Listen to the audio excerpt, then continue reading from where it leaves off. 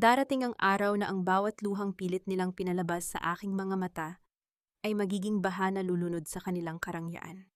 Ang mapagkunwaring kapatid na itinuturing nilang anghel ay gagapang sa dumi, at ang sakim na inainahang nagkanulo sa akin ay hihingi ng tawad sa paanan ko habang pinapanood ng buong mundo ang kanilang pagbagsak. Ngunit bago ang lahat ng iyon, may isang naka-schedule na email na nakahanda na sa aking outbox. Isang lihim na dokumentong hindi nila inaasahang magiging mitya ng kanilang pagkawasak. Huwag kang maging makasarili, Soledad. Tingnan mo ang mukha mo sa salamin. Sa mantsang iyan, sa tingin mo ba ay may maniniwala sa'yo? Pero ang kapatid mo, siya ang mukha ng pamilyang ito. Isang pirma mo lang maliligtas ang dangal nating lahat. Ang boses na iyon, matalas at puno ng lason, ay nanggaling sa babaeng tinawag kong ina sa loob ng 25 taon. Si Doña Consuelo. Nakatayo siya sa gitna ng marangyang sala ng mansyon sa Makati, hawak ang isang manipis na papel na magpapatunay na ako ang nagnakaw ng pondong pambayad sa ospital. Pondong ako mismo ang naglikom mula sa pagbebenta ng sarili kong lupa. Ma, please. I already gave everything. I sold my land for your surgery, ang sagot ko. Ang boses ko ay kasing lamig ng semento, walang panginginig, walang pagmamakaawa. Kulang pa yon. Esperanza already lost the money in her investments. Kung malalaman ng board, mawawala ang lahat sa atin. Ang bulyaw niya muli. Attorney Gardo is waiting in the study. You have 5 minutes to sign this o ipapakulong kita mismo sa harap ng mga kapitbahay natin. Tumingin ako sa orasan sa dingding. 10:00 ng gabi. Ang ulan sa labas ay malakas na humahampas sa mga bintana na tila ba gustong pumasok at hugasan ng dumi sa loob ng bahay na ito. Sa kabilang sulok nakita ko ang aking kapatid na si Esperanza. Nakaupo siya, hawak ang isang panyo, nagpapanggap na humihikbi, ngunit ang kanyang mga mata ay nakatitig sa akin nang may halo-halong takot at pananabik. Pananabik na makita akong tuluyang bumagsak. Hindi ako sumagot. Lumakad ako patungo sa mesa kung saan nakapatong ang pluma. Naramdaman ko ang pagbigat ng hangin sa silid. Ang bawat hakbang ko ay tila ba isang ritual ng paglilibing sa aking lumang pagkatao. Sign it, Soledad. It's for the family's sake. Ang dagdag pa ni Esperanza, ang boses ay malambot ngunit puno ng pang-uyam. Kinuha ko ang ballpen. Nararamdaman ko ang malamig na metal nito sa aking mga daliri. Hindi nanginginig ang aking kamay. Sa halip na umiyak o magmakaawa, gaya ng inaasahan nila, isang tipid ng ngiti ang gumuhit sa aking mga labi. Isang ngiti na hindi umabot sa aking mga mata. Mabilis kong itinala ang aking pirma sa ilalim ng pekeng pag-amin. Ang tunog ng dulo ng ballpen sa papel ay tila ba isang huling hatol. Pagkatapos binitiwan ko ang panulat. Ang tunog nito nang tumama sa mesa ay bumasag sa katahimikan ng silid. Ayan, tapos na. Nakuha niyo na ang gusto niyo, ang sabi ko habang tinititigan silang dalawa ng diretso. Ang aking tingin ay hindi na tingin ng isang anak o kapatid na nasasaktan, kundi tingin ng isang kalaban na katatapos lang maglatag ng unang patibong. Mabuti naman at natauhan ka, ang wika ni Consuelo habang mabilis na hinahablot ang papel. Ngayon kunin mo na ang mga gamit mo at umalis ka na. Ayaw kong makita ang mukha mo rito bukas ng umaga. Sabihin na lang natin sa mga kamag-anak na umalis ka dahil sa hiya sa ginawa mo. Tumalikod ako ng walang imik. Pumasok ako sa aking silid at kinuha ang maliit na bag na kanina ko pa inihanda. Hindi ko kailangan ang kanilang yaman. Hindi ko kailangan ang kanilang pangalan. Ang tanging dala ko ay ang aking laptop at ang aking cellphone, ang mga kagamitang magsisilbing sandata ko sa mga susunod na araw. Habang naglalakad ako palabas ng mansyon, naramdaman ko ang lamig ng ulan na tumatama sa aking balat. Hindi ako lumingon. Hindi ko tinignan ang bahay na naging kulungan ko sa loob ng maraming taon. Kinuha ko ang aking phone at pinindot ang isang icon. Ang voice recorder ay tumigil. 30 minuto ng kanilang pag-amin, ng kanilang pagbabanta, at ng kanilang kataksilan ang maayos na nakasave sa aking cloud storage. Magsimula na ang countdown, Esperanza. Consuelo, ang bulong ko sa gitna ng dilim at tunog ng malakas na ulan. Sumakay ako sa isang taxi na naghihintay sa kanto. Habang umaandar ang sasakyan palayo sa Marangyang Subdivision, binuksan ko ang aking email. Isang draft ang naroon nakaturo sa legal department ng Del Rosario Corporation, ang kumpanyang tatanggap sa akin bukas ng umaga bilang bagong executive assistant. Sa loob ng 24 na oras, ang dokumentong nilagdaan ko kanina ay magiging walang saysay. Dahil bago pa man nila maisip na nanalo sila, nailatag ko na ang pundasyon ng kanilang legal na impyerno. Ang mantsa sa aking mukha ay maaaring permanenteng narito, ngunit ang mantsa sa kanilang budhi ang siyang tuluyang dudurog sa kanila. Hindi ko kailangan ng corona para patunayang ako ang reyna ng sarili kong buhay. Ang kailangan ko ay ang bawat segundo ng katahimikan bago ang pagsambulat ng katotohanan. Habang ang lahat ay nakatuon sa mantsa sa aking mukha, hindi nila napapansing dahan-dahan ko nang ginigiba ang pundasyon ng kanilang mga kasinungalingan. Isang maling galaw lang nila at sisiguraduhin kong walang matitirang bato sa ibabaw ng isa pa. Good morning, are you the new executive assistant? Honestly, I thought the position was for someone more presentable. Ang boses na iyon ay nanggaling kay Beatrice Mendoza, ang senior associate na sinalubong ako sa lobby ng Del Rosario Corporation. Nakasuot siya ng mamahaling puting suit, ang kanyang buhok ay maayos na nakastyle, at ang kanyang ngiti ay kasing pait ng gamot. Ang kanyang mga mata ay hindi nakatingin sa akin, kundi sa malaking mantsa sa aking kaliwang pisngi. I'm Soledad Navarro. I'm not here to be a model, Beatriz. I'm here to manage the CEO's chaos. Now, unless you have a problem with my credentials, show me to my desk, ang sagot ko sa wikang Taglish malamig at walang halong pag-aalinlangan. Nakita ko ang paninigas ng kanyang panga. Hindi niya inaasahan ang ganitong katapangan mula sa isang babaeng inakala niyang madaling itulak. Suplada. Well, good luck then. Mr. Del Rosario is not known for his patience. In fact, he's a shark. At baka sa unang kagat niya palang mag-resign ka na. Hindi ko siya binalingan ng tingin. Naglakad ako patungo sa elevator. Ang bawat yabag ng aking sapatos sa makintab na sahig ay tila ba isang hudyat ng aking presensya. Hindi ako narito para makipagkaibigan. Narito ako para maging kailangang-kailangan. Eksaktong 9:00 ng umaga nang bumukas ang pinto ng opisina ng CEO. Pumasok ang isang lalaking may tindig na tila ba pagmamay-ari niya ang buong Makati. Si Santiago del Rosario. Ang kanyang mukha ay kasing tigas ng marmol at ang kanyang mga mata ay tila ba kayang basahin ang bawat lihim sa loob ng isang silid. Where is the financial audit for the Southern project I needed 10 minutes ago? Ang bulyaw niya sa mga staff na kanina pa nagkakagulo sa labas ng kanyang pinto. Sir, the accounting department had a system glitch. We're still ang pautal-utal na sagot ng isang staff. I don't want excuses, I want the report. Find it now or find a new job. Ang sigaw ni Santiago ang tunog ng kanyang paghampas ng mga papeles sa mesa ay umalingaw-ngaw sa buong palapag. Dahan-dahan akong lumapit. Sa aking kamay ay hawak ko ang isang itim na folder na inihanda ko bago pa man siya dumating. Inilapag ko ito sa kanyang harapan nang walang tunog. It's all there, Mr. Del Rosario. I've cross-referenced the accounting glitch with the manual logs from last night.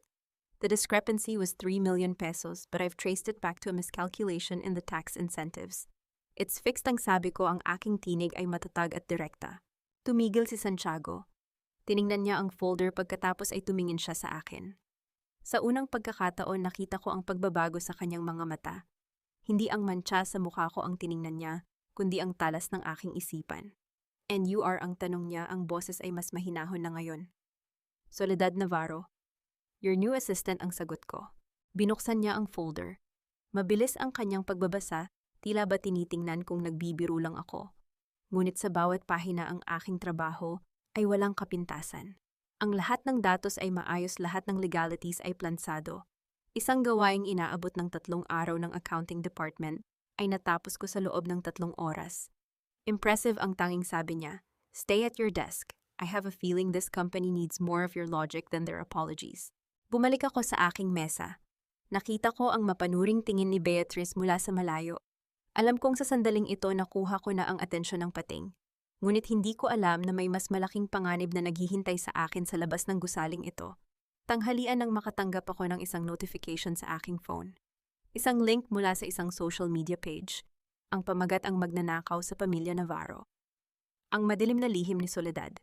Ang video ay nagpapakita ng isang peking CCTV footage na in-edit para magmukhang kinukuha ko ang pera mula sa safe ni Consuelo. Ang caption ay puno ng paninira, sinasabing ang mantsa sa mukha ko ay tanda ng aking maruming budhi. Sa loob ng ilang minuto kumalat ito sa buong Del Rosario Corporation. Oh my God, Soledad, is this true? Is that why you were hired so quickly? Ang malakas na tanong ni Beatrice sa gitna ng opisina sapat na para marinig ng lahat. People are talking, you're a thief. Tumayo ako. Ang aking mukha ay nanatiling blanco. Kinuha ko ang aking tablet at may ipinakita sa kanya. Ito ba ang video na sinasabi niyo, Beatrice? If you look closely at the timestamp, the light source doesn't match the actual camera angle of the Navarro mansion. It's a cheap deepfake. And by the way, I've already traced the IP address of the uploader. Namutla si Beatrice. Hindi niya inaasahan na sa halip na umiyak ay haharapin ko siya gamit ang ebidensya. And one more thing ang dagdag ko habang lumalapit sa kanya. Tell my sister Esperanza that if she's going to hire someone to destroy me, she should at least hire someone with better editing skills than her. Tumalikod ako at muling hinarap ang aking computer. Ngunit ang aking katahimikan ay panandalian lamang. Bumukas ang elevator at lumabas ang isang babaeng nakasuot ng sunglasses, tila ba isa siyang bida sa pelikula. Si Esperanza Navarro. Soledad, how dare you show your face here after what you did to our mother, ang sigaw niya sapat na. Para lumabas si Santiago mula sa kanyang opisina. Tiningnan ko ang aking relo. 12 tanghali. Ang drama ay nagsisimula na ngunit sa pagkakataong ito, hindi ako ang magiging biktima. Inayos ko ang aking kwelyo at tumingin kay Santiago na ngayon ay nakamasid sa aming lahat. Alam kong ito na ang sandali ng pagpapasya. Ngunit ang hindi alam ni Esperanza, bago pa siya makatapak sa gusaling ito, ay naihain ko na ang unang reklamo laban sa kanya sa Securities and Exchange Commission para sa panluloko sa kumpanya. Esperanza, you're just in time, ang sabi ko nang may kasamang matalas na ngiti. The police are already on their way to the Navarro mansion. And I think you'll find it interesting that I've authorized the immediate freeze of all your joint accounts. Nanlaki ang mga mata ni Esperanza. Ang kanyang pagpapanggap ay biglang napalitan ng tunay na takot. Habang ang bawat mata sa opisina ay nakatuon sa amin, alam kong ang digmaang ito ay hindi na lang tungkol sa pamilya. Ito ay tungkol sa kung sino ang tunay na may hawak ng kapangyarihan. Darating ang gabi na ang bawat diamanteng nakasabit sa leeg ni Esperanza ay magiging mantsa ng kahihiyan na hinding-hindi niya mabubura. Ang bawat peking luha na ipinapatak niya ngayon ay magiging lason na unti-unting uubos sa kanyang karangyaan. Sa sandaling iyon, ang tanging maririnig niya ay ang mahinahong tinig ng katotohanan habang pinapanood ko ang kanyang marahas na pagbulusok sa lupa. Isang dokumento, isang pirma, at isang matagal ng itinagong lihim ang magiging huling hatol sa pamilyang nagkanulo sa akin. How dare you? Anong karapatan mong galawin ang pera ko? You're just a thief with a dirty face. Ang boses ni Esperanza ay pumailan lang sa buong lobby ng Del Rosario Corporation, matinis at puno ng panginginig. Hindi ito ang iyak ng isang biktima. Ito ang hiyaw ng isang mandaragit na biglang nawalan ng pangil. Sa harap ng 12-dosenang empleyadong kanina pa nakamasid ang kanyang mukha na pang-magazine, ay namumula na sa puot. Tiningnan ko siya ng diretso sa mga mata. Walang galit, walang emosyon. Ang aking mukha ay nanatiling tila ba isang estatwa ng yelo. It's not your money, Esperanza. It's the hospital fund you stole from our mother's surgery. I merely redirected it back to its rightful purpose. At tungkol sa aking mantsa, mas mabuti na ang mantsa sa mukha kaysa sa mantsa sa budhi gaya ng sayo. Isang malakas na tunog ng palad na tumama sa pisngi ang bumasag sa katahimikan. Ngunit hindi ito tumama sa akin. Pinigilan ko ang braso ni Esperanza sa ere bago pa man ito dumampi sa aking balat. Ang aking pagkakahawak ay mahigpit sapat na para makita ang sakit sa kanyang mga mata. Huwag mo akong susubukan, Esperanza. Hindi na ako ang Soledad na maaari niyo lang sipain sa labas ng bahay, ang pabulong kong sabi sapat na para kaming dalawa lang ang makarinig. Now get out before I call the security to drag you out in front of the cameras you love so much. Binitiwan ko ang kanyang braso ng may kasamang puwersa. Napaatras siya, tila ba hindi makapaniwala sa katapangan ng kapatid na dati ay sunod-sunuran lamang. Sa likuran namin lumabas si Santiago del Rosario mula sa gitna ng mga empleyado. Ang kanyang mga kamay ay nasa loob ng bulsa ng kanyang suit, ang kanyang titig ay mapanuri, tila ba tinitimbang ang bawat salitang binitiwan namin. Miss Navarro, is there a problem here? Ang tanong ni Santiago, ang boses ay malamig at puno ng autoridad. Sir, this woman is a criminal. My sister is trying to ruin our family. Ang mabilis na sumbong ni Esperanza, muling nagpapanggap na iiyak, pa-victim manipulator. Lumapit siya kay Santiago, tila ba humihingi ng proteksyon. Pinagbintangan niya kaming nagnakaw, at ngayon ay hinaharas niya ako rito sa kumpanya niyo. Tiningnan ni Santiago si Esperanza mula ulo hanggang paa, pagkatapos ay lumingon siya sa akin. Soledad, the documents regarding her investments in the shadow market are already on your desk, Mr. Del Rosario, along with the bank freeze order issued 2 hours ago. My sister is here not for justice, but for the loss of her allowance, ang sagot ko ng walang pag-aalinlangan. Isang matagal na katahimikan ang namayani. Nararamdaman ko ang bawat tibok ng aking puso, ngunit nanatiling matuwid ang aking likod. Alam kong sa sandaling ito ang kredibilidad ko ang nakataya. Si Beatrice na nakatayo sa gilid ay mabilis na lumapit kay Esperanza at inabutan ito ng panyo, ngunit ang kanyang mga mata ay nakatingin sa akin nang may mapanganib na ningning. Leave ang tanging sabi ni Santiago kay Esperanza. What but sir? I don't repeat myself. I have a company to run and I don't appreciate family dramas interfering with my staff's productivity. Security escort this lady out ang utos ni Santiago sabay talikod sa aming lahat. Panalo ako sa laban na ito, ngunit hindi pa tapos ang gyera. Pagbalik ko sa aking mesa lumapit si Beatrice. You're very brave, Soledad. Pero alam mo ba si Doña Consuelo ay tumawag kanina? Sinabi niya sa board na ang bawat sentimong kinita mo rito ay kailangang ibayad sa mga utang na loob mo sa pamilya Navarro. Let her try ang tipid kong sagot habang binubuksan ang aking laptop. Utang na loob is not a legal tender in this office, Beatrice. Habang nagtatrabaho ako, ang aking isipan ay bumabalik sa bawat salita ni Consuelo noong gabing pinalayas ako. Bakit gano'n na lamang ang galit niya sa akin? Hindi lang ito tungkol sa pera. May mas malalim na dahilan kung bakit kailangang ako ang maging sakripisyo para sa imahe ni Esperanza. Eksaktong 3:00 ng hapon nakatanggap ako ng isang tawag mula sa isang hindi rehistradong numero. Ang boses sa kabilang linya ay matanda at tila ba nagmumula sa kailaliman ng lupa. Soledad Navarro, o dapat ba kitang tawaging ang tunay na Esperanza? Ang aking hininga ay tumigil sandali. Ang tunog ng aking paglunok ay tila ba umalingaw-ngaw sa tahimik na opisina. Ang mantsa sa aking mukha ay biglang uminit na tila ba may sarili itong buhay. Ang bawat pader ng kasinungalingan na binuo ni Consuelo sa loob ng 25 taon ay tila ba nagkaroon ng malalaking lamat. Sino ito ang pabulong kong tanong? Ang taong nakakaalam kung anong nangyari sa ospital ng San Sebastian noong gabing ipinanganak ang 2 sanggol. Isang sanggol na may mantsa at isang sanggol na walang dungis. At kung sino ang totoong anak ni Don Manuel Navarro. Bago pa ako makasagot ang linya ay naputol. Ang katahimikan sa paligid ko ay naging nakabibingi. Lumingon ako sa labas ng bintana kung saan ang araw ay dahan-dahang lumulubog sa likod ng mga gusali ng Makati. Hindi ko na malaya na ang aking mga kamay ay mahigpit na nakahawak sa gilid ng mesa. Ang digmaan ay hindi na lang tungkol sa pera o karera. Ito ay tungkol sa aking buong pagkatao. At kung ang kailangang gawin ay wasakin ang bawat pundasyon ng pamilya Navarro para mahanap ang katotohanan, sisiguraduhin kong walang matitira, kundi abo.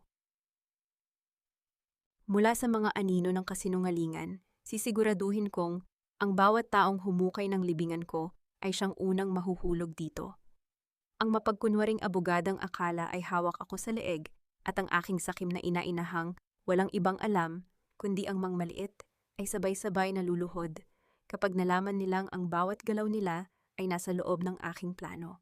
Isang maling akala, isang nakatagong folder, at isang selyadong lihim ang magpapatunay na ang taong minaliit nila dahil sa mantsa sa mukha ang siyang tatapos sa kanilang maruming laro. Explain this, Soledad. Ikaw lang ang may access sa server kagabi.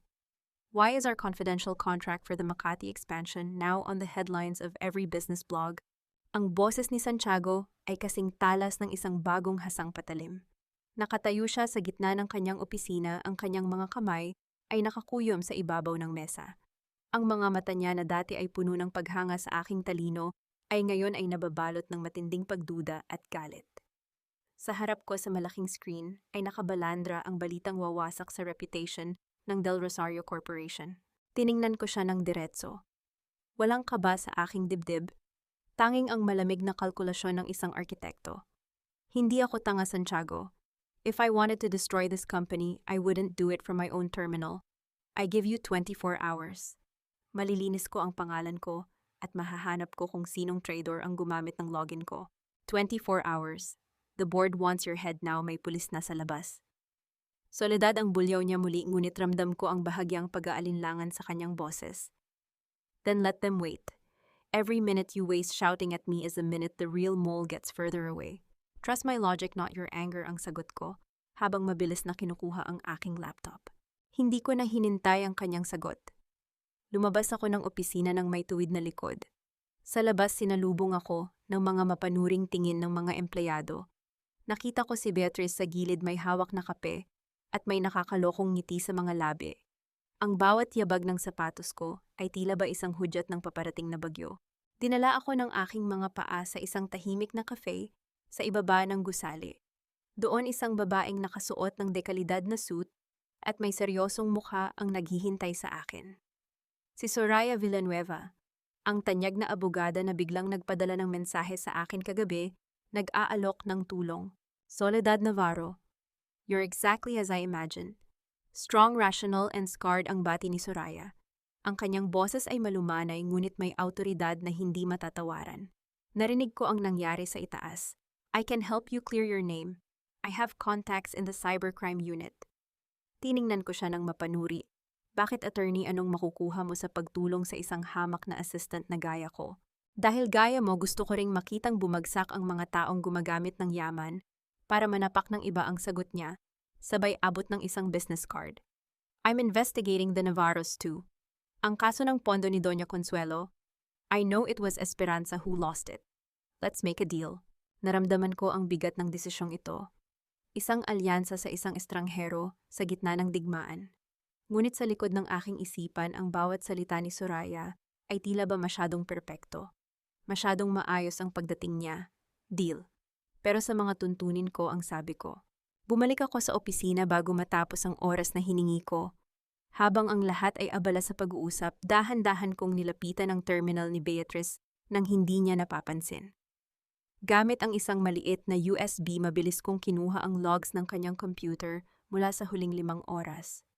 Ang tunog ng mabilis na pag-download ng data ay tila ba isang kanta sa aking pandinig. Nabalik lamang ako sa kasalukuyan nang marinig ko ang pagbukas ng pintuan ng server room. Nagtago ako sa gilid ng isang cabinet. Nakita ko si Beatrice na pumasok, may kausap sa phone. Yes, Madam Consuelo. Tapos na. Santiago is ready to fire her. Soraya is already with her playing the savior. Lahat ng plano niyo ay nasunod, ang pabulong na sabi ni Beatrice. Ang aking hininga ay naging matalas. Ang galit na inakala kong nabaon ko na ay muling nag-alab sa aking ugat. Ang aking tagapagligtas na si Soraya ay kakampi rin pala ng aking mga kaaway. Isang malaking bitag ang nakapaligid sa akin at ang bawat taong pinagkakatiwalaan ko ay may hawak na kutsilyo sa likod ko. Ngunit hindi ako tumakbo, hindi ako umiyak. Sa halip, kinuha ko ang aking phone at nag-type ng isang mensahe sa isang numerong matagal ko nang itinago. Ang numerong magbubukas sa tunay na impyerno para sa kanilang lahat. Lumabas ako ng server room ng tahimik gaya ng isang anino. Pagbalik ko sa silya ko, nakita ko si Santiago na papalapit, ang mukha ay mas madilim pa kaysa kanina. Soledad, the board has made a decision. I'm sorry, but I can't protect you anymore, ang sabi niya. Ang boses ay puno ng pait. Tiningnan ko siya, pagkatapos ay lumingon ako kay Beatrice, na ngayon ay nakatayo sa likuran niya, at kay Soraya na kapapasok lang ng pinto na may mapagkunwaring pag-aalala. Isang tipid ng ngiti ang gumuhit sa aking mga labi, isang ngiting kasing talas ng bawat katotohanang ilalantad ko. Hindi mo ako kailangang protektahan, Santiago. Dahil sa loob ng 10 minuto, hindi ako ang mawawala ng trabaho, ang sabi ko habang pinipindot ang enter sa aking laptop. Kundi ang taong nagpadala ng dokumento sa server ng Navarros, gamit ang mismong computer ni Doña Consuelo. Ang katahimikan sa loob ng opisina ay naging nakabibingi. Ang bawat pares ng mata ay nakatuon sa akin, tila ba naghihintay ng isang himala o ng aking huling hininga. Darating ang sandali na ang sakim na inainahang gumamit sa akin at ang mapagpanggap na kapatid na nagnakaw ng aking buhay ay magigising sa isang katotohanang susunog sa kanilang tinitindigang palasyo. Akala nila ay sapat na ang mantsa sa aking mukha para itago ang lihim ng aking dugo, ngunit hindi nila alam na ang bawat patak ng katotohanan ay unti-unti nang humuhulagpos mula sa kanilang mga kamay. Isang lumang dokumento, isang hindi magkatugmang pagsusuri, at ang aking hindi matitinag na paninindigan ang siyang magpapabagsak sa pamilyang nagtangkang ibaon ako sa limot. Ito ba ang mukhang tinatawag mong magnanakaw, Doña Consuelo? Ang boses ko ay kasing lamig ng yelo, tumatagos sa gitna ng nagkakagulong opisina. Sa screen ng aking laptop, nakabalandra ang IP address na nagpapatunay na ang sabotahe sa Del Rosario Corporation ay nanggaling mismo sa loob ng mansyon ng mga Navarro. Ang mukha ni Beatrice ay naging abo sa takot habang si Soraya ay nananatiling tahimik, tila ba nag-iisip ng susunod na legal na palusot. Ngunit bago pa man makapagsalita si Santiago ang pinto ng opisina, ay pabalagbag na bumukas. Pumasok si Doña Consuelo, ang kanyang mga mata ay nagbabaga sa puot, kasunod si Esperanza na nagtatago sa likuran niya. Soledad, wala kang utang na loob. Pagkatapos ka naming kupkupin sa kabila ng kapangitan mo, sisirain mo pa ang kumpanyang nagbigay sa iyo ng pagkakataon. Ang bulyaw ni Consuelo sapat na para marinig ng mga empleyado sa labas. Lumapit siya sa akin at sa isang iglap naramdaman ko ang marahas na pagdampi ng kanyang palad sa aking pisngi. Ang tunog ng sampal ay umalingaw-ngaw sa buong silid na tila ba isang hudyat ng digmaan. Ramdam ko ang init sa aking balat, ang hapdi na gumagapang sa aking mukha. Ngunit hindi ako kumurap. Hindi ko hinayaang bumagsak ang aking balikat. Nanatili akong nakatitig sa kanya, ang aking mga mata ay walang mababakas na luha, tanging ang nakakabinging katahimikan ng isang sumasbog na bulkan. Tapos na po ba kayo, ang tanong ko? Ang boses ay hindi nanginginig. Ang sampal na iyan ang huling utang na loob na babayaran ko sa inyo. Mula sa oras na ito, bawat sentimong kinuha niyo sa pondo ni Don Manuel ay sisingilin ko ng may interes. Anong sinasabi mo, I am your mother, ang sigaw ni Consuelo, ngunit may bahid na ng kaba sa kanyang boses. You are a thief, Consuelo. Magnanakaw ng pagkakakilanlan ang matigas kong tugon. Mabilis akong lumakad palabas ng opisina. Hindi ko pinansin ang tawag ni Santiago. May kailangan akong mahanap. Sa gitna ng kaguluhan, kinuha ko ang aking mga gamit at dinala ang aking sarili sa lumang library ng mansyon ng mga Navarro, isang lugar na alam kong hindi na nila binabantayan dahil sa sobrang kumpiyansa. Alam ko kung nasaan ang mga lumang dokumento ng pamilya. Habang ang ulan ay dahan-dahang tumutulo sa labas, lumilikha ng ritmo, sa bubungan dahan-dahan kong binuksan ang isang selyadong kahon sa ilalim ng cabinet. Doon sa ilalim ng mga lumang resibo, ay nahanap ko ang isang kupas na papel mula sa ospital ng San Sebastian. Ito ay isang birth record. 2 sanggol na babae ipinanganak sa parehong oras. Dahan-dahan kong binasa ang mga nakatala. Ang aking hininga ay naging matalas.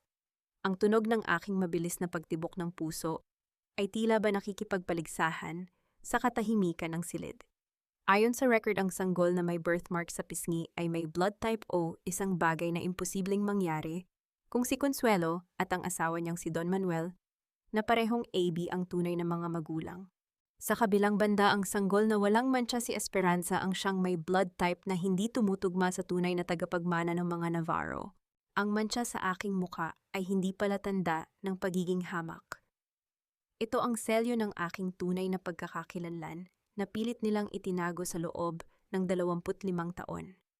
Ang bawat pang-aalipusta, ang bawat pagpaparamdam sa akin na ako ay basura, ay paraan lamang nila para hindi ko matuklasan na ako ang tunay na may-ari ng bawat lupang tinatapakan nila. Nahanap mo na pala ang hinahanap mo. Ang boses ni Soraya ay nanggaling sa pintuan. Nakasandal siya roon, hawak ang isang recorder. Ang kanyang ngiti ay hindi ng ngiti ng isang kaibigan, kundi ng isang maninila na nakahanap ng bagong biktima. Alam mo na ang katotohanan, Soledad. Pero sa tingin mo ba ay hahayaan ka nilang mabuhay nang hawak ang papel na iyan? You are the real heir. And that makes you the biggest threat to everyone in this family. Ang sabi ni Soraya habang dahan-dahang lumalapit. Tinitigan ko ang papel sa aking kamay, pagkatapos ay tinitigan ko si Soraya. Ang takot ay wala na sa aking bokabularyo. Hindi mo ako matatakot, Soraya. Ang katotohanan ay hindi parang apoy na pwedeng ihipan lang. Ito ay parang lason kapag nakawala na, huli na para pigilan. Ngunit sa sandaling iyon, ang tunog ng mabilis na pag-vibrate ng aking phone ay bumasag sa tensyon. Isang text mula kay Santiago. Huwag kang lalabas ng mansyon. Papunta na ako riyan. Soraya is not who you think she is. Huli na ang babala. Nararamdaman ko ang paglapit ng mga yabag ng sapatos sa labas ng library. Hindi lang si Soraya, hindi lang si Consuelo, ang bawat anino sa paligid ko ay tila ba nagkaroon ng mga mata at kamay na handang sumakal sa aking huling pag-asa. Ang bawat pader ng mansyong ito ay saksi sa aking pagdurusa at ngayon ang parehong mga pader na ito ang posibleng maging libingan ng aking natuklasan. Ngunit habang hawak ko ang ebidensya ng aking tunay na dugo, alam kong ang digmaang ito ay nag-uumpisa pa lamang mag-alab. Darating ang araw na ang bawat patak ng ulan na sumasampal sa aking mukha ay magiging alaala na lamang ng isang pansamantalang pagkatalo. Ang mga taong nag-aakalang nabaon na nila ako sa limot ay magugulantang sa oras na ang bawat piraso ng katotohanang ninakaw nila ay bumalik sa kanila bilang isang sumasabog na hatol. Akala ni Soraya ay nakuha na niya ang aking huling alas. Ngunit hindi niya alam na ang bawat hakbang ko ay isang kalkuladong sakripisyo para sa isang mas malaking tagumpay na hindi nila kayang arukin. I'm sorry, Soledad. Pero sa mundong ito, ang katarungan ay para lamang sa mga taong may kapangyarihang bayaran ito. Ang tinig ni Soraya ay kasing lamig ng hanging pumapasok mula sa nakabukas na bintana ng library. Ang kanyang kamay ay nakalahad naghihintay na ibigay ko ang dokumentong magpapabagsak sa pamilya Navarro. Sa kanyang likuran pumasok si Doña Consuelo at Esperanza, ang kanilang mga mukha ay tila ba mga buwitreng naghihintay sa aking huling hininga. Ibigay mo na ang papel na iyan, Soledad. Huwag mo nang pahirapan ang sarili mo, ang bulyaw ni Consuelo, ang kanyang boses ay puno ng mapanuring tagumpay. Walang maniniwala sa isang katulad mo. Isang pirma ko lang at ang lahat ng ebidensya mo ay magiging basurang walang saysay. Tinitigan ko silang tatlo. Ang aking puso ay mabilis ang pagtibok, ngunit ang aking kamay na humahawak sa birth record ay matatag. Akala ko ba ay magkakampi tayo, Soraya? You said you wanted justice for those who were stepped on. Tumawa si Soraya, isang tunog na kasing talas ng pagkabasag ng kristal. I want justice, yes, pero hindi para sa iyo. I want the Del Rosarios and the Navarros to burn together. At ang dokumentong hawak mo ang magiging mityan yun. Thank you for doing the dirty work for me, Soledad. Now hand it over. Bago pa ako makakilos, mabilis na lumapit ang dalawang bodyguard ni Consuelo at hinawakan ang aking mga braso. Naramdaman ko ang marahas na pagpihit ng aking mga kamay, ang sakit na gumagapang sa aking balikat. Ngunit hindi ako sumigaw. Kinuha ni Soraya ang dokumento at ang aking hard drive mula sa aking bag nang walang kahirap-hirap. Wait, Soraya. We had a deal. Ibibigay mo sa amin ang ebidensya kapag nakuha mo na ang sigaw ni Esperanza. Ang kanyang boses ay puno ng kaba. Lumingon si Soraya sa kanya nang may mapang-uyam na tingin. I lied, Esperanza. Just like how you lied about being the true heir, you Navarros are just as rotten as the Del Rosarios, and soon everyone will know. Sa isang iglap, binuwag ni Soraya ang aming pag-uusap. Lumabas siya ng library, bitbit ang lahat ng aking pinaghirapan sa loob ng maraming taon. Naiwan kaming tatlo sa gitna ng nakabibinging katahimikan ng library. Tumingin sa akin si Consuelo, ang kanyang mga mata ay puno ng puot. Tapon na siya sa labas. At siguraduhin ninyong hindi na siya makakalapit muli sa bahay na ito o sa kumpanya ni Santiago, ang utos ni Consuelo sa kanyang mga tauhan. Kinaladkad ako ng mga bodyguard palabas ng mansyon. Ang bawat hakbang sa malamig na tiles ay tila ba pagtatapos ng aking pangarap na katarungan. Pagdating sa tarangkahan, marahas nila akong itinulak palabas. Bumagsak ako sa basang semento, ang aking mga tuhod ay tumama sa matitigas na bato, ngunit hindi ko hinayaang marinig nila ang aking daing. Ang ulan ay lalong lumakas, tila ba nakikiramay sa aking pagkakataon. Nakatayo ako sa labas ng mansyon basang-basa, at sa unang pagkakataon sa loob ng mahabang panahon, naramdaman ko ang bigat ng aking pagkatalo. Nawala ang aking mga dokumento, nawala ang aking trabaho, nawala ang tiwala ni Santiago. Nabalik lamang ang aking diwa nang marinig ko ang tunog ng isang mabilis na paparating na sasakyan. Huminto ang itim na SUV sa aking tapat. Bumukas ang pinto at lumabas si Santiago. Ang kanyang mukha ay puno ng pag-aalala, ngunit may kasamang matinding galit. Soledad, what happened? Bakit ka narito sa labas? Ang tanong niya habang mabilis na lumalapit at pinapayungan ako gamit ang kanyang coat. Tumingala ako sa kanya.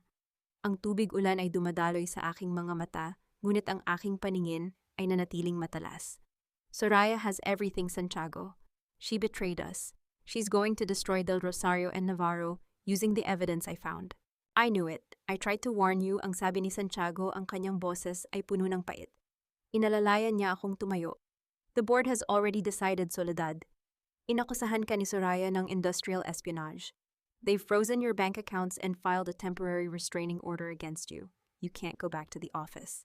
Ang bawat salita niya ay tila ba isang pako na ibinabaon sa aking puso. Ang lahat ng aking pinaghirapan ay gumuho sa loob lamang ng isang gabi. Ang Soraya na inakala kong kakampi ay ang taong bumasag sa huli kong depensa. Talo na ba ako, Santiago? Ang mahina kong tanong, ang aking tinig ay bahagyang nanginginig dahil sa lamig ng ulan.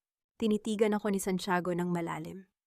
Hinawakan niya ang aking mukha, ang kanyang mga daliri ay dumampi sa aking mantsa nang may kakaibang paggalang. No. Failure is just a temporary detour. But right now we need to move. Soraya is going to leak the files to the press in 48 hours. Sumakay ako sa kanyang sasakyan. Habang umaandar kami palayo sa mansyon ng mga Navarro, kinuha ko ang aking cellphone mula sa loob ng aking sapatos. Ang tanging kagamitang hindi nila nakita kanina. Pinindot ko ang isang icon sa screen. Ang maputlang liwanag ng phone ay tumama sa aking mukha. Isang file ang naroon.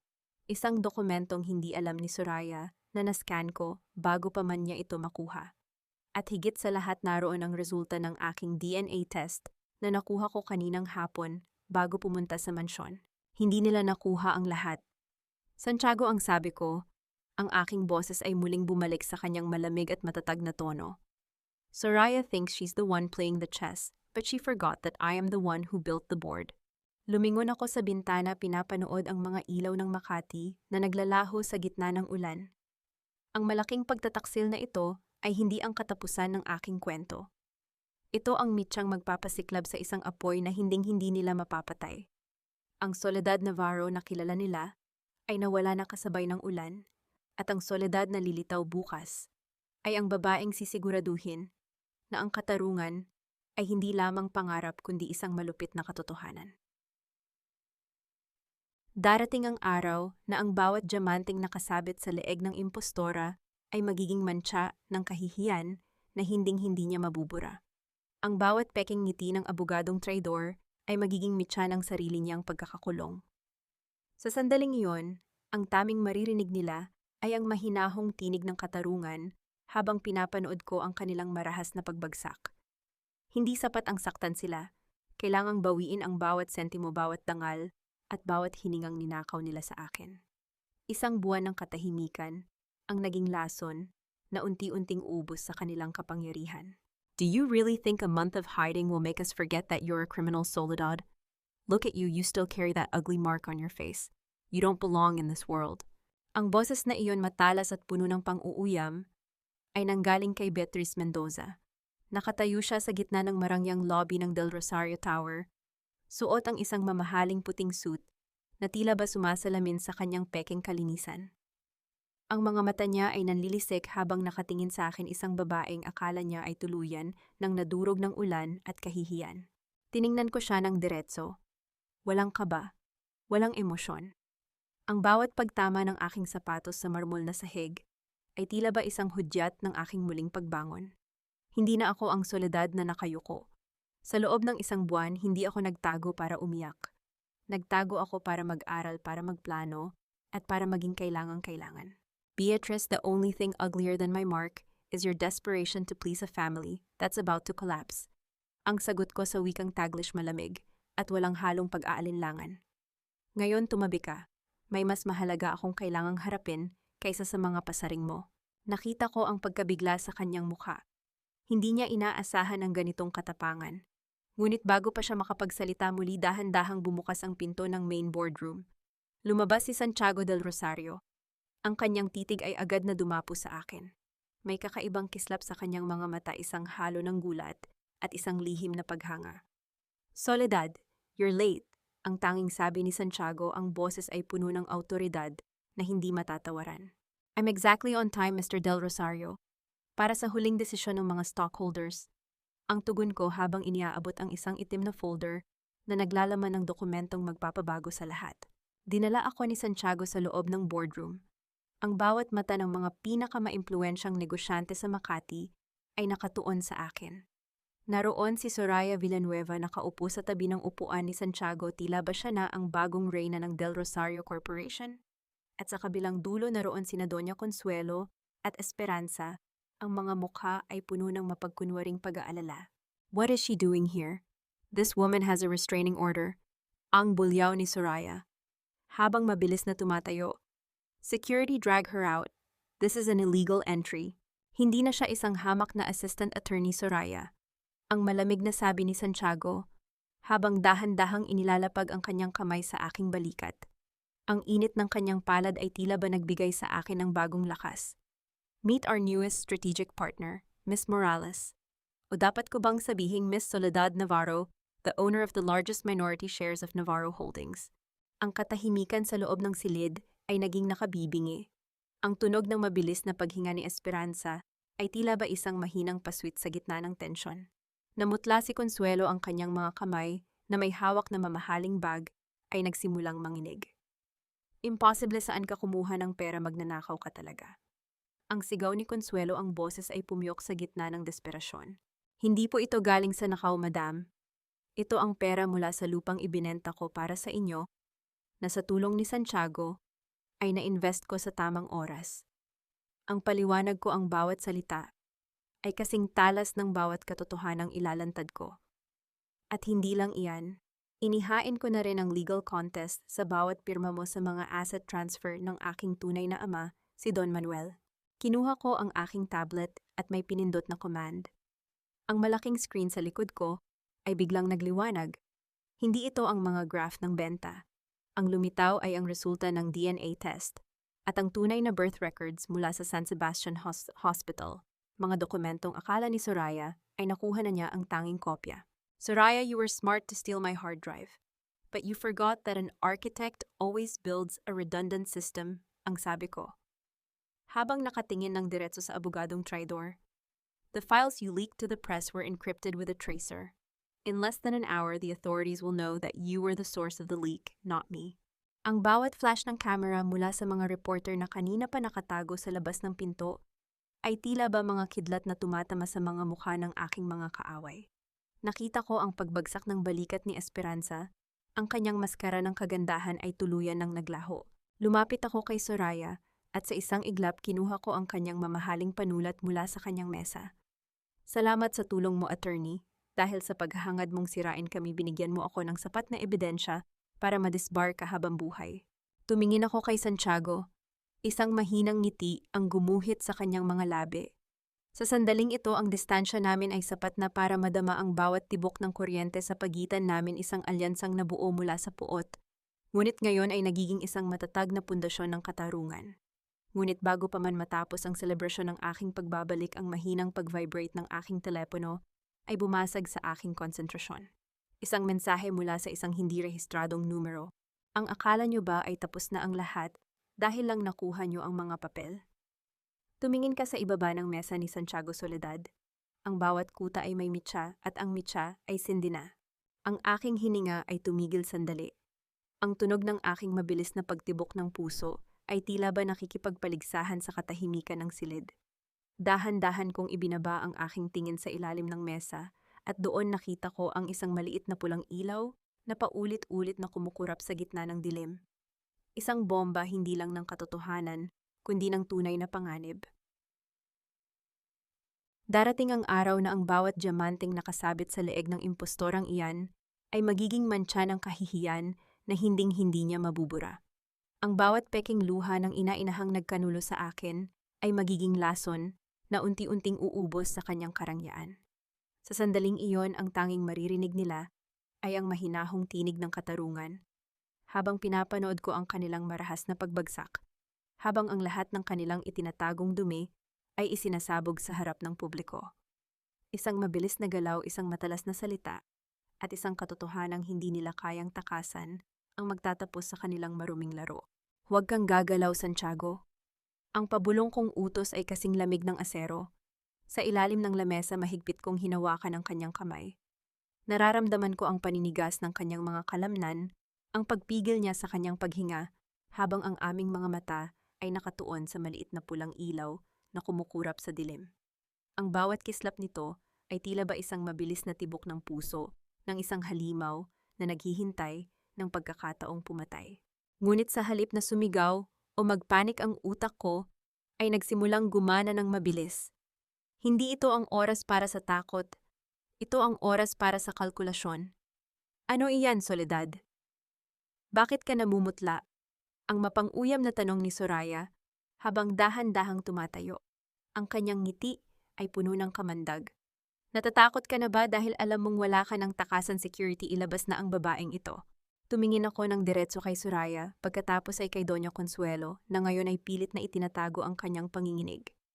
Ang tanging dapat matakot sa silid na ito ay kayo dahil sa loob ng 3 minuto, hindi lang ang reputasyon nyo ang sasabog, kundi ang bawat pundasyon ng kasinungalingang itinayo nyo. Anong sinasabi mo? Ang bulyaw ni Consuelo ang kanyang boses ay pumyok sa gitna ng tensyon. Ilang taon nyo akong ginawang sakripisyo. Ilang taon nyo akong minaliit dahil lang sa mansyang ito.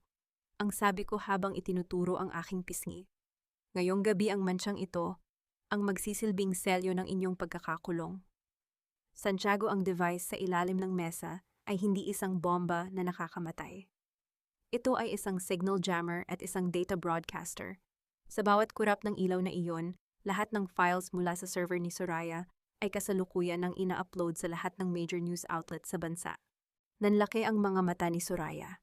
Mabilis niyang kinuha ang kanyang tablet ngunit huli na. Ang screen nito ay blanco, tanging ang logo ng Del Rosario Corporation ang nakabalandra. Ang kanyang mukha na kanina ay punong-puno ng kayabangan ay ngayon ay tila ba isang luhang malapit ng bumagsak. Hindi maaari. I had those files encrypted, ang sigaw ni Soraya. Nakalimutan mo na ba, Soraya, ako ang nagdisenyo ng security protocol ng kumpanyang ito bago mo pa ako ipatapon? Ang malamig kong sagot. At ikaw, Consuelo, akala mo ba ay sapat na ang itago ang birth record ko? Dahan-dahan kong kinuha ang isa pang folder mula sa aking bag. Inilapag ko ito sa gitna ng mesa nang walang tunog. Ito ang tunay na resulta ng DNA test na ginawa ko sa labas ng bansa. Esperanza is not a Navarro. She is the daughter of your former driver, Consuelo. At ako ang tunay na anak ni Don Manuel. Ang anak na pilit mong ginawang alipin para hindi mabulgar ang iyong pangungurakot sa mana na para dapat sa akin. Isang matunog na sampal ang bumasag sa katahimikan ng boardroom. Ngunit hindi ito galing kay Consuelo. Galing ito kay Esperanza, na ngayon ay galit na tumingin sa kanyang sariling ina. Totoo ba ito, maginamit mo lang ako? Kaya mo ba ako pinalaki sa luho para maging dekorasyon lang ng mga kasalanan mo? Esperanza, hindi maniwala ka sa akin. Ang pakiusap ni Consuelo, ang kanyang boses ay puno ng peking panginginig. Lumapit ako kay Esperanza at tiningnan siya ng may halo-halong awa at pagkadiskaya. Huwag ka nang umarte, Esperanza. Alam nating dalawa na alam mo ang totoo simula pa noong nakaraang taon. Pinili mong manahimik dahil takot kang mawala ang mga alahas mo. You are just as guilty as her. Tumalikod ako at tumingin kay Santiago. Tumayo siya, ang kanyang tindig ay muling nabalot ng awtoridad. Security, call the authorities. I want these women out of my building. Ngayon din. Pumasok ang mga security guards. Kinaladkad nila si Soraya na ngayon ay nagsisisigaw tungkol sa legalities at si Consuelo na tila ba nawalan na ng hininga sa sobrang hiya. Si Esperanza naman ay nakayuko lang, ang bawat hakbang niya sa makintab na sahig ay tila ba isang ritual ng paglilibing sa kanyang peking karangyaan. Panalo ako. Ang bawat pares ng mata sa loob ng boardroom ay nakatuon sa akin, hindi na may panghahamak kundi may matinding takot at respeto. Ngunit habang pinapanood ko silang mailabas ang pakiramdam ng tagumpay, ay panandalian lamang. Naramdaman ko ang mabilis na paglapit ni Santiago sa aking likuran. Soledad, ayos ka lang ba? Huwag mo akong hawakan, Santiago. Ang pabulong kong sabi, ang aking tinig ay matatag, ngunit may dalang pait. Alam ko ang tungkol sa diwa ng tatay mo. Alam ko na alam mo kung nasaan ang tunay na testamento ni Don Manuel, simula pa noong kinuha mo ako bilang assistant. Tumigil si Santiago. Ang kanyang mga mata ay nanlaki, tila ba hindi makapaniwala na nalaman ko ang kanyang huling lihim. Soledad, I can explain. I did it to protect you. Protect me, para masigurong mananatili ako sa tabi mo bilang susi sa yaman ng mga Navarro. Ang tanong ko habang dahan-dahang lumalayo sa kanya. Kinuha ko ang aking bag at nagsimulang maglakad palabas ng boardroom. Ang bawat hakbang ko ay tila ba pagtanggal ng isang toneladang bigat mula sa aking pagkatao. Ngunit bago ako makarating sa pinto, ang tunog ng isang mabilis na notification sa screen ng boardroom ay muling bumasag sa katahimikan. Isang live video feed ang lumitaw. Hindi ito galing sa press. Ito ay isang madilim na silid kung saan may isang matandang lalaking nakatali sa upuan hirap sa paghinga. Kung gusto niyo siyang makitang buhay, ibigay niyo sa akin ang huling pirma, ang boses ng isang lalaki sa video, isang boses na hinding-hindi ko malilimutan. Ang boses ng aking tunay na ama na akala ko ay matagal nang patay. Ang naibawat pader ng aking kuta ay tila ba muling yanig. Ang tagumpay ko ay muling nabaon sa isang bagong misteryong mas mapanganib kaysa sa lason ni Consuelo. Balang araw mapapanood ko si Soraya Villanueva na kinakaladkad palabas ng korte, wala nang suot na toga, wala nang dangal, at tanging ang mantsa ng kahihiyan, ang magsisilbing korona niya, ang dating tanyag na abogada na akalang siya, ang pinakamatalino sa buong Makati, ay mamamalimos ng awa sa harap ng mga taong minaliit niya. Isang mabilis na galaw ng aking mga daliri sa keyboard at isang selyadong folder ang magiging huling pako sa kabaong ng kanyang karera.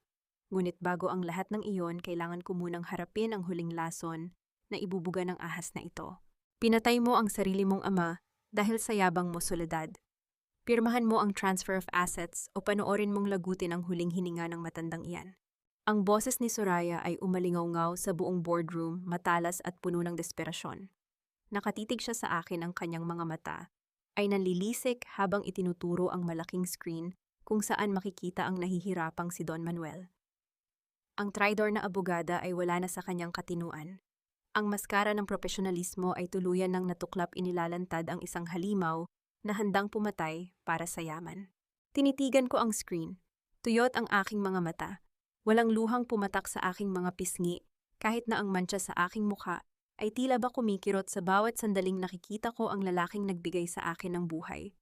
Hindi ako pwedeng magpakita ng kahinaan. Sa larong ito, ang unang umiyak ay ang unang matatalo. 10 minuto, Soledad. 10 minuto bago maubos ang oxygen sa silid na iyan, ang dagdag ni Soraya habang iwinawagayway ang isang digital tablet sa aking harapan. Pumili ka, ang yaman ng mga Navarro o ang bangkay ng tatay mo. Naramdaman ko ang paglapit ni Santiago sa aking tabi. Inabot niya ang aking braso, tila ba gustong magbigay ng proteksyon o siguro ay para pigilan ako sa anumang marahas na desisyon. Mabilis ko siyang itaboy. Ang hapdi ng kanyang pagtataksil ay sariwa pa rin sa aking isipan. Alam ko na ngayon na maging siya ay may sariling agenda sa paggamit sa akin bilang susi sa testamento. Huwag mo akong hawakan, Santiago. Kaya ko ito, ang malamig kong sabi sa wikang Taglish. Hindi man lang siya tinitingnan. Humarap ako kay Soraya. Dahan-dahan kong ibinaba ang aking laptop sa mesa. Ang tunog ng pagtama ng device sa kahoy ay tila ba isang hudyat ng aking huling pagsalakay. Sa halip na kuhanin ang pluma, para lumagda mabilis na kumilos ang aking mga daliri sa touchpad. Akala mo ba ay hindi ko napansin ang reflection sa salamin sa likod ni Don Manuel? Ang tanong ko, ang boses ay kasing patay ng yelo. Ang anino ng isang ventilation fan na hindi gumagalaw. At ang tunog ng isang digital loop na paulit-ulit na naririnig sa background audio ng feed mo. Namutla si Soraya. Ang kanyang mapagkunwaring kumpiyansa ay biglang yanig. Anong sinasabi mo, Liv? Ito, nakikita mo ang paghihirap niya. Hindi iyan live, Soraya. Iyan ay isang pre-recorded video na kinuha mo noong nakaraang gabi habang lasing si Don Manuel sa itinatago mong safe house, ang paliwanag ko, habang pinipindot ang enter. At habang inaubos mo ang oras mo sa pagsigaw sa akin ng GPS signal na ginamit mo para i-broadcast, ang feed na ito ay na-trace na ng aking team. Hindi ka abogada ngayon, Soraya. Isa kang amateur na kidnapper na nakalimutang linisin ang digital footprints mo. Isang matunog na hudyat ng notification ang umalingaw-ngaw mula sa tablet ni Soraya. Ang kanyang mukha ay naging abo nang makita ang mensaheng natanggap niya. Ang mga tauhan ni Santiago, kasama ang mga otoridad, ay kasalukuyan ng pumapasok sa tagong warehouse sa Valenzuela, kung saan itinatago ang aking ama. You bitch, ang sigaw ni Soraya habang akmang daldambahin ako. Bago pa siya makalapit, mabilis na humarang ang mga security guard ng Del Rosario Tower. Marahas nilang pinilipit ang mga braso ni Soraya, ang boses niya ay naging isang matinis na hiyaw ng pagkatalo. Sa gitna ng kaguluhan, nanatili akong nakatayo matuwid ang likod at ang tingin ay nakatutok sa screen na ngayon ay nagpapakita na ng tunay na pagsalakay ng mga pulis. Lumingon ako kay Santiago. Ang kanyang mukha ay puno ng paghanga na may halong takot. Ngumiti ako ng mapait. Nakaligtas ang tatay ko, Santiago. Pero huwag mong isipin na ligtas ka na rin. Ang bawat kasinungalingan mo tungkol sa testamento, iyan ang susunod kong proyektong gigibain. Kinuha ko ang aking bag at nagsimulang maglakad palabas ng boardroom. Ang bawat yabag ng aking sapatos ay tila ba isang huling hatol sa bawat taong nag-akalang kaya nilang paikutin ang isang Soledad Navarro. Ngunit bago ako makarating sa elevator, ang aking cellphone ay muling nag-vibrate. Isang mensahe mula sa isang hindi kilalang numero, ngunit may kasamang litrato. Isang litrato ng isang dokumentong 25 taon nang nawawala ang orihinal na kasunduan sa pagitan ni Don Manuel at Doña Consuelo, na magpapatunay na ang lahat ng ito ay hindi lang tungkol sa yaman, kundi tungkol sa isang krimeng mas madilim pa sa pagtrato nila sa akin. Ang huling sayaw ni Soraya ay tapos na, ngunit ang tunay na musika ng aking nakaraan ay ngayon pa lang magsisimulang tumugtog ng malakas. Danny Pack. Ang bawat mapanirang salita na ipinukol sa akin ng mapagkunwaring ina-inahang iyon ay magsisilbing mga pako sa sarili niyang kabaong ng kahihiyan. Ang akalang niyang lihim na nakabaon sa loob ng 25 taon ay sasabog sa harap ng buong bansa, hindi dahil sa swerte, kundi dahil sa bawat kalkuladong hakbang na ginawa ko habang sila ay nagagandahan sa harap ng mga kamera.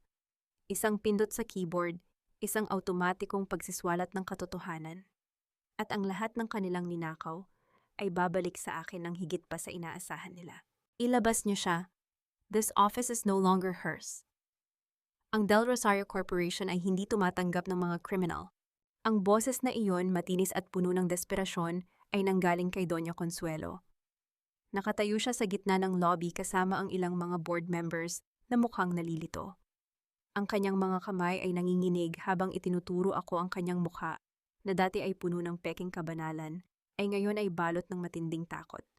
Sa tabi niya si Esperanza ay hindi na makatingin, nang diretso ang kanyang mga mata, ay namamaga sa kaiiyak mga luhang, alam kong hindi para sa pagsisisi, kundi para sa kanyang nawawalang karangyaan.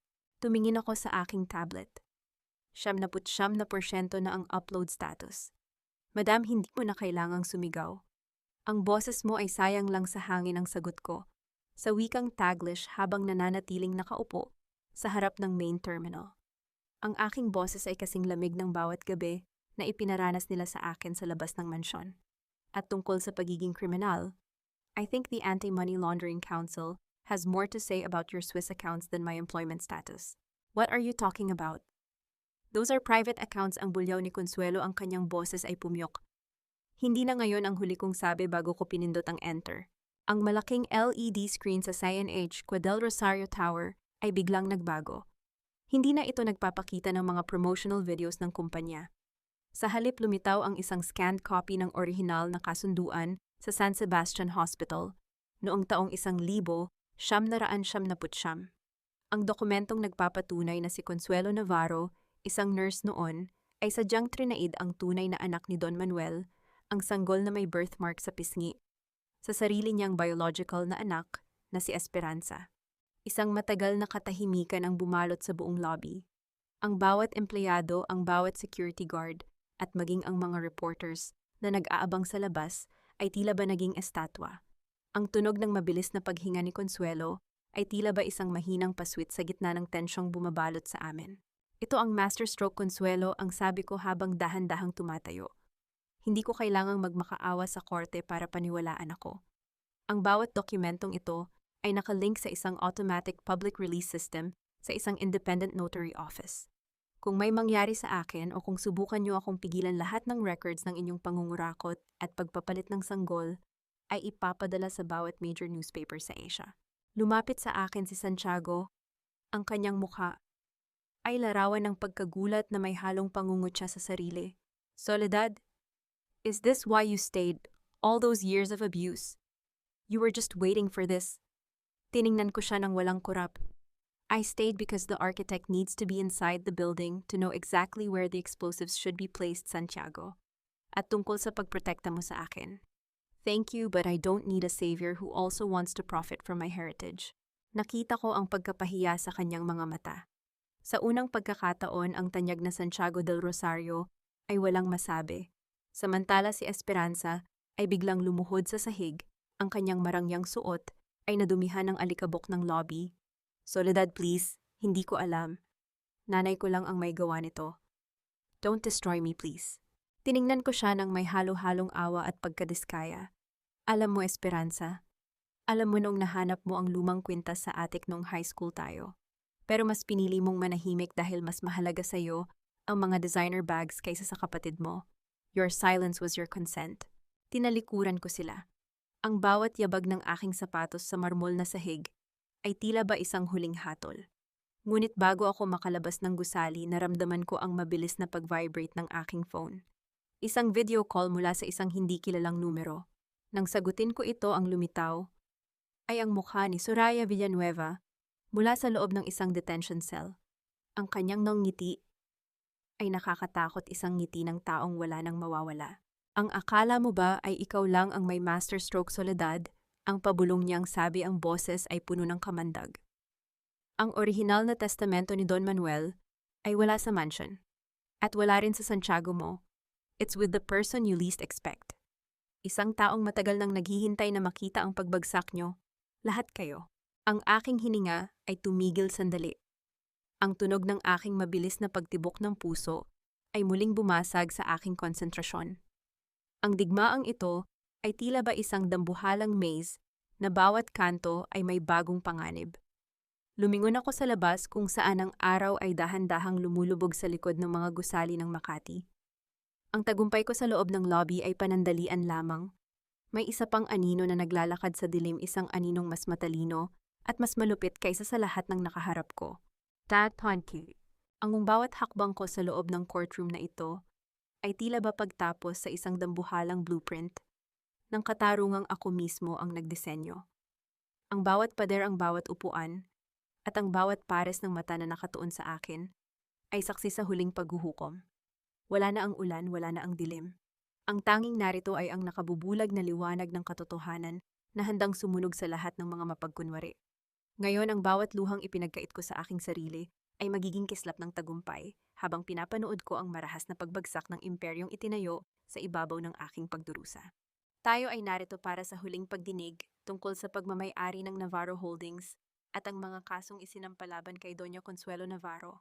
Ang boses ng huwes ay umalingaw-ngaw sa buong silid, matatag at walang kinikilingan. Nakaupo ako sa tapat ng aking abogado, matuwid ang likod at ang aking paningin ay nakatutok sa harap. Sa kabilang panig nakita ko si Doña Consuelo. Wala na ang kanyang marangyang terno. Suot niya ang kulay kahel na uniforme ng bilanggo, ang kanyang mukha ay tila ba tumanda ng 10 taon sa loob ng ilang linggo. Sa tabi niya si Esperanza ay nakayuko, ang kanyang buhok ay gulo-gulo, isang malayo, at maputlang anino ng babaeng dati ay reyna ng bawat party sa Makati. Your Honor, we have a new witness, ang sabi ng aking abogado. Isang matandang babae ang dahan-dahang pumasok sa loob ng korte. Ang kanyang mga hakbang ay mabagal, ang kanyang mukha ay puno ng mga kulubot ng panahon, ngunit ang kanyang mga mata ay matapang.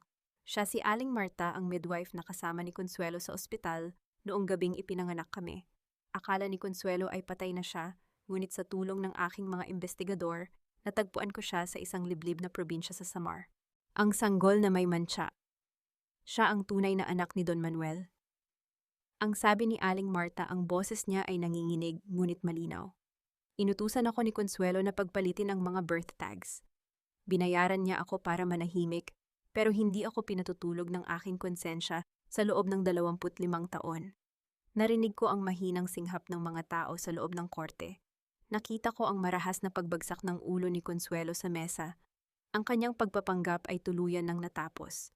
Hindi totoo iyan. Nagsisinungaling siya, ang hiyaw ni Esperanza. Dahan-dahang tumatayo at itinuturo ako. I am the beautiful one. I am the daughter. Look at her face. Look at that mark. Tumayo ako at hinarap siya. Ang aming mga mata ay nagtagpo. Sa unang pagkakataon, hindi ako nakaramdam ng galit. Tanging awa para sa isang babaeng nabulag ng sarili niyang refleksyon sa salamin. Esperanza enough with the lies ang sabi ko sa wikang Taglish. Ang aking boses ay kalmado ngunit sapat na para patahimikin ang buong silid. Ang ganda mo ay gawa sa plastic at kasinungalingan. Ang mantsa sa mukha ko, ito ang selyo ng katotohanang hinding-hindi mo matatalo. I am the daughter of Manuel Navarro. And you are just the product of your mother's greed. Lumapit ang mga pulis para patahimikin si Esperanza. Sa gitna ng kaguluhan, inilabas ng aking abogado ang huling dokumento, ang orihinal at sulat kamay na testamento ni Don Manuel na nakuha namin mula sa safe deposit box na matagal nang itinago ni Aling Marta. Ayon sa testamentong ito, ang lahat ng ari-arian, ang bawat sentimo at ang bawat lupain ng mga Navarro ay ipinapamana sa kanyang tunay na anak na si Soledad Navarro, ang basa ng huwes. Ramdam ko ang pagluwag ng aking dibdib. Ang bawat pait na naramdaman ko, noong gabing pinalayas ako sa mansyon, ang bawat pangungutya ni Beatrice, at ang bawat lason ni Soraya ay tila ba naglaho na parang usok. Nakuha ko na ang lahat. Ang pangalan ko ang yaman ko, at higit sa lahat ang aking dangal. Pagkatapos ng pagdinig habang inilalabas ang mga suspek, nadaanan ko si Santiago na nakatayo sa labas ng courtroom. Ang kanyang mukha ay puno ng pagsisisi. Ang kanyang mga mata ay humihingi ng isang pagkakataon. Soledad, congrats! You did it, ang sabi niya. Ang boses ay mahina. I'm sorry for keeping secrets. I want to make it up to you. Let's start again. Tiningnan ko siya pagkatapos ay tiningnan ko ang cheek niya ni Don Manuel na suot ko na ngayon. Isang tipid na ngiti ang gumuhit sa aking mga labi. Hindi ko kailangan ng tagapagligtas, Santiago. At hindi ko kailangan ng lalaking ang tingin sa akin ay susi lamang sa isang kumpanya, ang sagot ko habang dahan-dahang lumalayo sa kanya. Ang paglalakbay ko bilang biktima ay tapos na. Ngayon maglalakad ako bilang ako si Soledad Navarro, ang arkitekto ng sarili kong tadhana. Naglakad ako palabas ng gusali ng korte. Ang sikat ng araw ay tumama sa aking mukha, nagbibigay ng init sa aking pisngi. Ang bawat pares ng mata na tumitingin sa aking mantsa ay hindi ko na pinapansin. Dahil ngayon alam ko na ang mantsang ito ay hindi kapangitan. Ito ay ang aking medalya ng katapangan. Ngunit bago ako makarating sa aking sasakyan, naramdaman ko ang mabilis na pag-vibrate ng aking phone. Isang tawag mula sa ospital kung saan kasalukuyang nagpapagaling ang aking ama. Miss Soledad, gising na po si Don Manuel. At may gusto siyang ipakita sa inyo. Isang bagay na tungkol sa nanay niyo. Ang hininga ko ay muling tumigil. Ang kabanata ng aking paghihiganti ay tapos na, ngunit ang kabanata ng aking tunay na simula ay ngayon palang magbubukas. Ang sikat ng araw sa umagang ito ay tila ba isang mainit na yakap mula sa langit, isang pagbati na puno ng pag-asa at bagong simula. Nakatayo ako sa harap ng bagong gusali ng Sunlight Foundation. Ang kumpanyang itinayo ko hindi para sa kita, kundi para sa bawat babaeng minaliit, bawat batang kinutya, at bawat kaluluwang sinabihan na ang kanilang halaga ay nakadepende lamang sa kanilang panlabas na anyo. Ang bawat pader nito ay matatag gaya ng aking paninindigan, at ang bawat bintana ay malawak gaya ng aking pangarap. Isang taon na ang lumipas mula nang gumuho ang imperyo ng mga mapagkunwari. Si Doña Consuelo ay kasalukuyang nagsisilbi ng kanyang sentensya sa loob ng piitan, malayo sa marangyang buhay na ninakaw niya. Nabalitaan ko na ang dating reyna ng Makati ay wala nang ibang ginagawa kundi ang maglinis ng sahig at makinig sa mga sermon ng kapwa niya preso, isang malupit, ngunit kailangang hatol ng hiya at katarungan. Si Esperanza naman sa wakas ay natutong tumayo sa sarili niyang mga paa. Nagtatrabaho siya ngayon bilang isang simpleng clerk sa probinsya malayo sa mga camera at spotlight. Ang kanyang huling sulat sa akin ay maikli ngunit puno ng tunay na pagsisisi. Hindi ko siya pinatawad para kalimutan ang lahat, kundi para palayain ang aking sarili mula sa bigat ng nakaraan. Naramdaman ko ang dahan-dahang paglapit ng isang pamilyar na presensya sa aking likuran. Hindi ko na kailangang lumingon para malaman kung sino ito.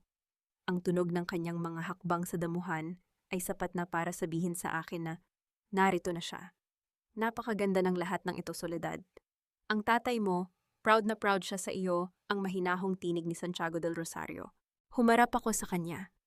Wala na ang malamig na kuta sa pagitan naming dalawa. Ang bawat pagsubok na pinagdaanan namin ay nagsilbing apoy na nagpatibay sa aming respeto sa isa't isa. Salamat, Santiago, at salamat sa pagtulong mo sa operasyon ni Papa. Ngayon sa wakas ay naglalakad na siya ng walang alalay. He deserves it. And you deserve peace, ang sagot niya. Dahan-dahan niyang inabot ang aking kamay. May kinuha siyang isang maliit na pelus na kahon mula sa kanyang bulsa. Walang lumuluhod, walang dramatikong musika, tanging ang tunay na kislap ng katotohanan sa kanyang mga mata. Soledad, I'm not here to save you. You've already saved yourself long ago. I'm here to ask if I can walk beside you. Not as your boss, not as your savior, but as your equal. Tiningnan ko ang simpleng singsing na nasa loob ng kahon. Pagkatapos tiningnan ko ang aking sarili sa reflection ng salaming pinto ng aking foundation. Ang mantsa sa aking mukha ay nandoon pa rin matingkad at hindi maitatago. Ngunit sa unang pagkakataon, hindi ko ito nakikita bilang isang kapansanan. Nakikita ko ito bilang ang pinakamagandang bahagi ng aking pagkatao, isang mapa ng aking mga pakikibaka at ang selyo ng aking tagumpay. Muli kong hinarap si Santiago at binigyan siya ng isang matamis at matatag na ngiti. The ring is beautiful, Santiago. Pero gaya ng lagi kong sinasabi, wait for my logic to catch up with my heart. Come back tomorrow and maybe I'll have the right document for our future. Natawa siya ng mahina, isang tunog na puno ng tunay na kaligayahan. Alam niya na ang isang Soledad Navarro ay hindi basta-basta sumusuko sa bugso ng damdamin. Hinayaan ko siyang isuot ang singsing sa aking daliri, hindi bilang tanda ng pagmamay-ari, kundi bilang simbolo ng isang matalinong pangako. Sa huling sandali ng aking pagkukwento, nais kong tumingin ng diretso sa inyong mga mata. Ang kagandahan ay maaaring magbukas ng isang pinto, ngunit ang talino, ang integridad, at ang hindi matitinag na pananampalataya sa sarili, ang siyang magpapanatili sa inyo sa loob ng silid. Huwag ninyong hayaan ang sinuman maging ang sarili ninyong pamilya na magdikta ng inyong halaga. Ako si Soledad Navarro. Ang aking mukha ay may mantsa, ngunit ang aking buhay ay nagniningning na parang ginto. Ang bawat arkitekto ay kailangang dumaan sa bagyo para malaman kung gaano katatag ang kanyang disenyo. At ngayon sa gitna ng sikat ng araw, masasabi ko ng buong tatag. Ang aking blueprint ay perpekto. Ang katarungan ay nakamit na. Ang kapayapaan ay narito na. At ang pag-ibig ay isang magandang bonus sa isang buhay na ako mismo ang nagdisenyo.